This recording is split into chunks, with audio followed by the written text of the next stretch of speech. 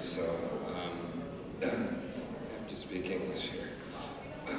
How's it going? I just arrived here yesterday morning, 7 a.m., and glad to be awake. Is there anyone that has perhaps any questions or anything they'd like to know about anything I've done in my career, movie-wise? You might know me from Starship Troopers, Fighters. Here we go. Cosmos. Hi again. We talked about identity earlier on the table. Maybe you want to share something about the movie, because it wasn't that successful. I mean, it was kind of successful in America, but it wasn't successful in Europe. Yeah, sure. Identity is a great film. It's a thriller. It's a suspense thriller that's it's like a lot of movies I've done, where everyone thinks it's going to be huge and thinks it's going to be big, but then it falls flat for some reason and it doesn't do well. And I was talking with someone earlier, they were asking about The Frighteners and saying, oh, you know, how was it working with Peter Jackson? How was it working on The Frighteners? Was it a great experience? And it didn't do so well in Germany because they had, they didn't dub it into German. It wasn't released for months and months and months and months after it had been released worldwide. It wasn't released here. And oftentimes you have a filmmaker who makes a great film, and once it's out of their hands and it gets in the hands of the studio, and basically the accountants and the money people who don't have a creative vision, all they're looking at is numbers of, okay, well, if we release it at this time, it should do well. And take Identity or The Frighteners, both of those movies, the American holiday, Halloween, is huge, October, and that's when all the scary movies come out. And both of those movies, Identity, The Frighteners, they were released in the summertime, which people are at the beach, people are in their swimming pools, people are out doing things. They're not going to see, only diehard fans are going to see horror films in the summer. So, yeah, it doesn't do well in the box office, and there's really nothing the filmmaker can do other than sit back and hope someone enjoys it. And, yeah, Identity is a good one. It makes you think. It really makes you think. And at the end of it, it really throws you for a loop, and you go, whoa, what just happened? Holy cow. So, yeah, had a good time. Making the film as dark as it was very heavy on the set. It was everybody was just always in a strange mood, and it was dark and rainy, and put everyone in that mindset, and it was cool though. It was very cool. Identity. There you have it. Talking about the conditions on the set, can you tell us, I read that there were hard conditions on the set of Starship Troopers, with people getting strokes all the time. Can you tell us how it was to work with Paul Verhoeven and what the conditions were on the set? Yeah, it was, well, the conditions were all over the place. The first night that we were there for boot camp in Wyoming with the U.S. Marines, we woke up at 1 in the morning in a blizzard, and it was snowing and freezing, and the wind was blowing at 40, 50 miles an hour, and Denise Richards, she had built her little tent up on this hill, and so it's like way up on this hill, there's her little tent, which is where the wind was blowing, and we were kind of down in this valley. They put her up there because she was supposedly her character was a lieutenant, so she was higher ranking, so she was up on the hill.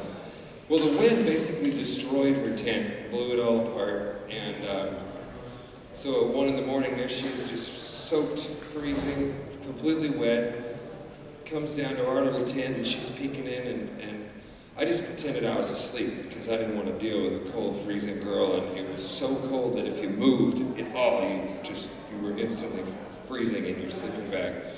So, of course, and I'm also kind of tall, and a sleeping bag just kind of doesn't really fit much more than me. And then you have Casper Van Dien, the lead of Starship Troopers. He was about this tall.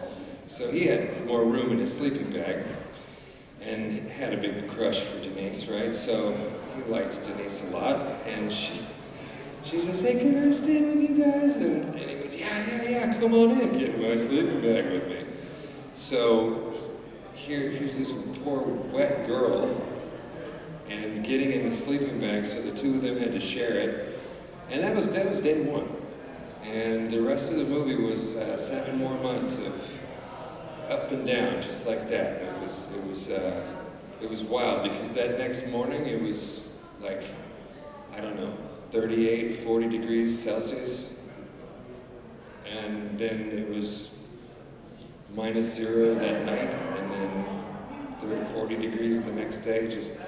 So it was physically very, very strenuous, taxing movie, and we really felt like we were in the military, because we did 3 weeks of boot camp, and by the time the film crew got there, we were thinking, who are you guys? You civilians, you guys are just a bunch of idiots or whatever. I don't know. We had that very military mindset of we're gonna kick your ass, and we were supposed to be working together. We were young and dumb, but it was a great, fantastic experience, and it was probably the best year of my life.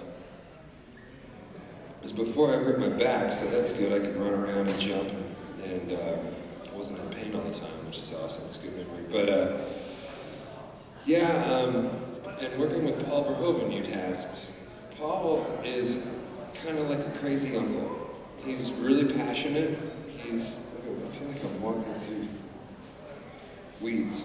Paul's really passionate and very cool. He sees a vision of what a film is going to be, of what his movie is going to be. And when you're a part of it, he doesn't necessarily tell you what his vision is. So we all thought we were doing the next Star Wars. We thought it was going to be dark and gritty, and the spaceships and things would look like they'd been in battles and all that stuff. And then when we watched the movie back, it was like a soap opera in space, like Beverly Hills 90210 in space. Kind of silly. But nonetheless, it was probably one of the most rewarding experiences of my career. I really enjoyed it. And I never thought, in the 90s, I did The Frighteners, I did Starship Troopers, Contact, Home Fries, Enemy of the State, Identity, all these huge movies, like boom, boom, boom, boom, boom, boom. And they were all #1 in the box office, like one after the other. But I never knew, I never would have imagined that Starship Troopers would be the one that I'm here for. And everyone says, hey, Starship Troopers, yeah, Jake Busey, Starship Troopers. I never knew. I thought it would be Jake Busey, yeah, Contact. Jake Busey, yeah, you're the guy from Home Fries. No one saw Home Fries. It was a Drew Barrymore movie that went, because they released it at the wrong time. I don't know, it's wild that way, how you just can't predict.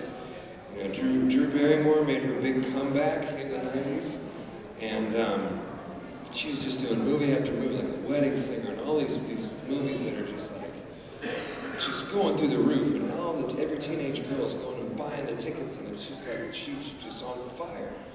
So I was like, they asked me if I wanted to be in the movie with her in Home Fries, and I said, yeah, of course. And then it was kind of dark, and Vince Gilligan wrote it, the guy who created The X-Files, and it had weird twists, and I was trying to kill her, and she was pregnant from a 55-year-old guy, and she's 24, and it was just kind of a weird story. It wasn't your typical Drew Barrymore movie, so Warner Brothers didn't know what to do with it, so they sat on it for 2 years. And it's like, just when you think, oh, okay, well, this is going to be a big career-changing moment. I'm going to ride the Drew Barrymore train, and yeah. And then it sits on a shelf for 2 years and doesn't get released. So you never can tell with the film industry what's going to happen, what's not going to happen. So, yeah, Jake Busey, Starship Troopers, but